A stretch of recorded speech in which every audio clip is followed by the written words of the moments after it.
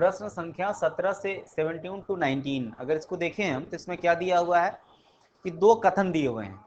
ठीक है, ये कथन या तो स्वतंत्र कारण हो सकते हैं या स्वतंत्र कारणों या सामान्य कारण के परिणाम हो सकते हैं। इनमें से एक कथन दूसरे का परिणाम हो सकता है। ठीक है, और दोनों कथनों को पढ़ना है और उत्तर देना है। ठीक है, तो पहला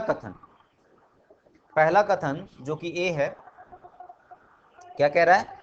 पिछले कुछ वर्षों से मध्यम वर्ग समाज के बीच में रहने वाले लोगों का मानक लगातार बढ़ रहा है।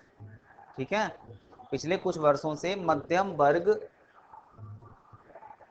के बीच रहने वाले लोगों का मानक बढ़ रहा है, ऐसा बताया गया है पहले कथन में। और दूसरे कथन में बताया गया कि भारतीय अर्थव्यवस्था में उल्लेखनीय वृद्धि दिख रही है।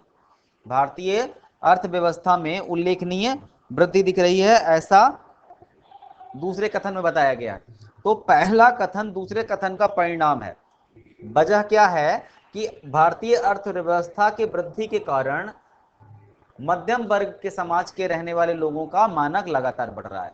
ठीक है, भारतीय अर्थव्यवस्था अर्थात भारतीय अर्थव्यवस्था बढ़ रही है। भारतीय अर्थव्यवस्था क्यों बढ़ रही है? लोगों की, भारत की प्रति व्यक्ति आय बढ़ रही है, अर्थात लोगों की आय बढ़ रही है, अर्थात मध्यम वर्ग समाज के बीच रहने वाले लोगों का मानक बढ़ रहा है। अर्थात पहला कथन दूसरे कथन का परिणाम है। और ये कौन सा ऑप्शन में दिया हुआ है? ऑप्शन ए में। ऑप्शन ए इसका सही उत्तर होगा। ठीक है,